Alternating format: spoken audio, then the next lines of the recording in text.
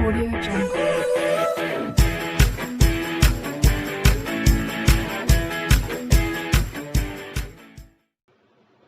So now students, today I will start exercise 1.1 of class 9th NCERT exemplar problems. NCERT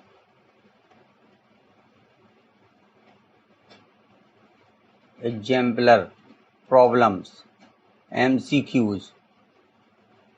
Okay students, write the correct answer in each of the following. Every rational number is, तो अब student जो rational number होता है, ठीक है, वो natural number भी होता है, इंटीजर भी होता है, होल नंबर भी होते हैं, तीनों होते हैं उसमें, ठीक है। लेकिन यहाँ पर हमें चूंकि इसका एक ही करेक्ट आंसर देना है, तो इसलिए क्या है कि every rational number is are real number. क्या होगा स्टूडेंट्स? रियल नंबर होगा, ठीक है। चूंकि रेशनल नंबर की जो डेफिनेशन होती है, अगर किसी नंबर को हम स्टूडेंट्स p अपॉन q के फॉर्म में लिख सकते हैं और q इक्वल ना हो जीरो के, तब हम उसको कहते हैं रेशनल नंबर। अब देखिए 1/1 ये भी रेशनल नंबर है, 1/2 भी रेशनल नंबर है, लेकिन 1/2 नेचुरल नंबर नहीं है, 1/2 इंटीजर नहीं है, 1/2 होल नंबर नहीं है। तो इसलिए इसका जो करेक्ट ऑप्शन है वो स्टूडेंट्स क्या होगा? सी होगा।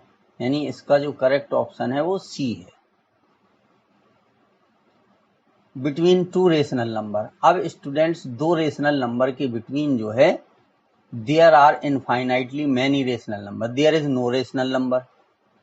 तो ऐसा हो नहीं सकता कि उसके बीच में कोई रेशनल नंबर ना हो। There is exactly one rational number, there are infinitely many rational numbers, there are only rational number and no irrational number।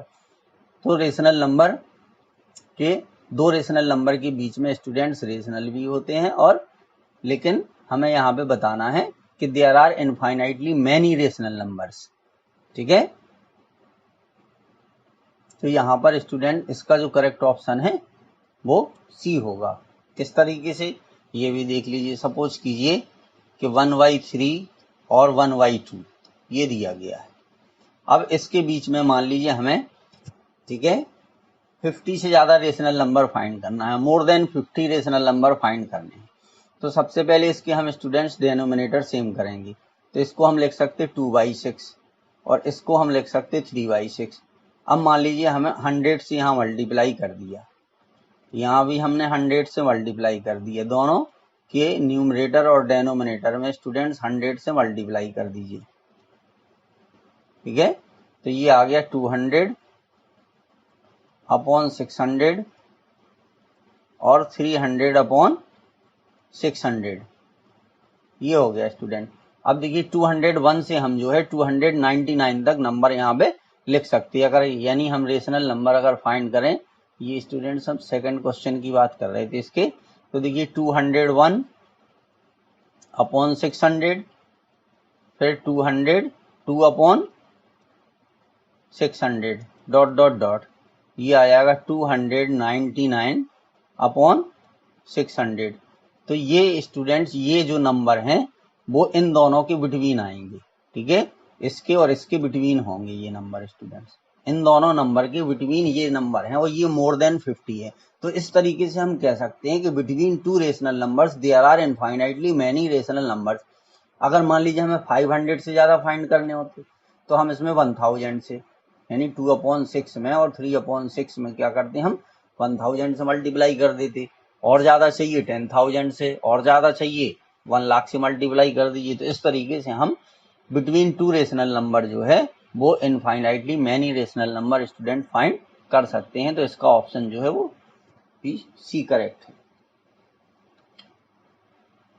अब student third, decimal representation of a rational number can not be. Decimal representation of a rational number. अब देखिए students, अगर हम ये rational number है 1/2, ठीक है, और ये दूसरा रेशनल नंबर है स्टूडेंट्स 1/3। अब 1/2 अगर की सॉल्यूशन की बात करें हम तो 0.5 आ गया, तो ये टर्मिनेटिंग हो गया। चूंकि इसका रिमाइंडर 0 आ गया तो इसको बोलेंगे स्टूडेंट्स हम टर्मिनेटिंग। ये हो गया हमारा टर्मिनेटिंग। देखिए टर्मिनेटिंग का मतलब क्या है।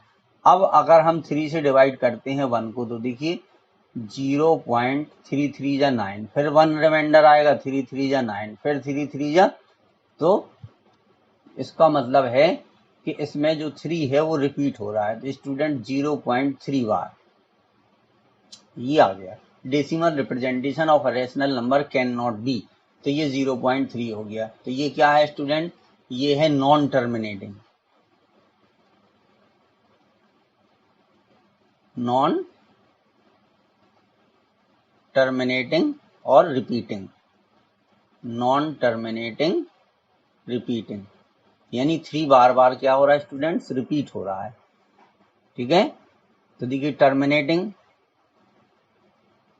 कैन नॉट बी, ठीक है, तो टर्मिनेटिंग कैन नॉट बी, तो टर्मिनेटिंग स्टूडेंट्स होता है, ठीक है, और नॉन टर्मिनेटिंग है, तो यहाँ पर भी नॉन टर्मिनेटिंग ये भी होता है।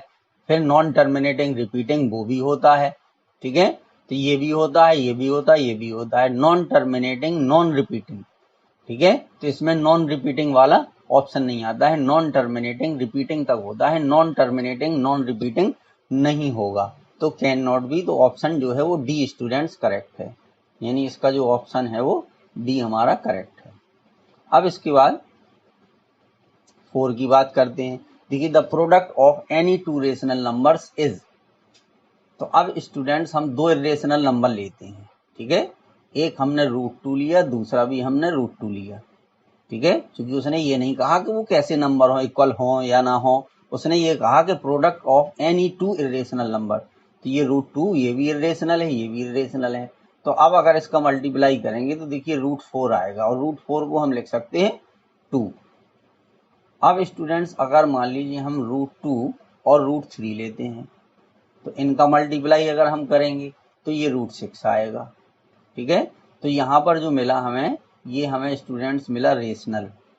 ये कौन सा नंबर फाइंड हुआ, रेशनल, और ये नंबर कैसा फाइंड हुआ, इरेशनल, ठीक है, ये इरेशनल आ गया और ये रेशनल आ गया।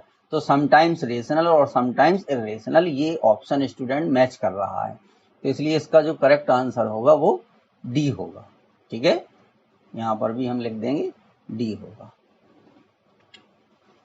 अब स्टूडेंट देखिए क्वेश्चन नंबर 5 में the decimal expansion of the number √2 is, ठीक है, तो चूंकि ये स्टूडेंट्स जो √2 है ये इरेशनल नंबर है, √2 इज एन इरेशनल नंबर।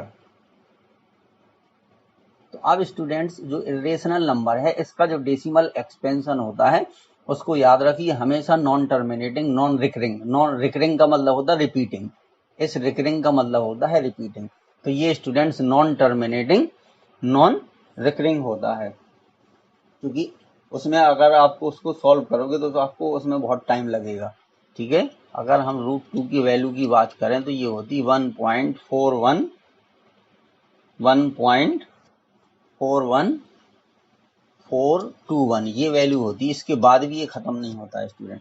तो देखिए इसमें कोई चीज रिपीट नहीं हुई, यहाँ पे 4 1 था, यहाँ 4 2 है, यहाँ 4 2 है, फिर क्या आएगा पता नहीं है, तो इसलिए नॉन टर्मिनेटिंग नॉन रिकरिंग जो है इसका ये आंसर होगा स्टूडेंट्स। तो इसका ऑप्शन डी करेक्ट है, 5th वाले क्वेश्चन का जो ऑप्शन है वो डी करेक्ट है स्टूडेंट।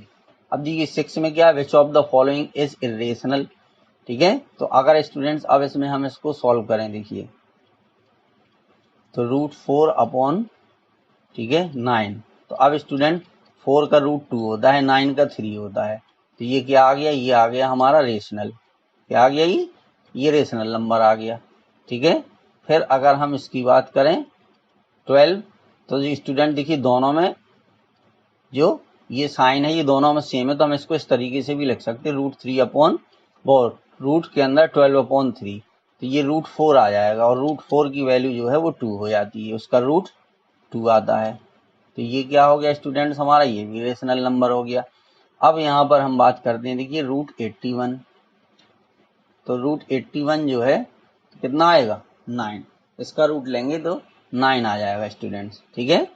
अब इसके बाद है √7, तो ये स्टूडेंट्स प्राइम नंबर का जो रूट होता है, ठीक है, प्राइम नंबर अगर हम लेते हैं तो वो इरेशनल नंबर ही होता है, ठीक है। जो 7 का रूट है, चूंकि रूट के अंदर यहाँ पे जो नंबर है वो प्राइम नंबर है स्टूडेंट्स, ठीक है। तो which of the following is irrational, तो इसलिए रूट 7 की जो वैल्यू आएगी वो एक इरेशनल नंबर होगी स्टूडेंट। देखिए ये भी नहीं होगा तो कौन सा ऑप्शन बचा, सी बचा है, क्योंकि एक ही ऑप्शन करेक्ट है। तो इसका मतलब है, ठीक है, कि हम इस तरीके से इन क्वेश्चंस को डील करें कि जिसमें हमें कोई प्रॉब्लम ना हो स्टूडेंट। तो इसका ऑप्शन जो है वो सी हमारा करेक्ट होगा। तो थैंक यू स्टूडेंट्स, इस तरीके से आपको ये क्वेश्चन करने थे, इनको करिए, पूरा चैप्टर आप लोग पढ़िए स्टूडेंट ध्यान से, फिर इसके बाद इन क्वेश्चंस को करिए। तो जो आपकी डेफिनेशन वगैरह या जो भी आपका वो क्लियर नहीं है वो पूरा क्लियर हो जाएगा इस तरीके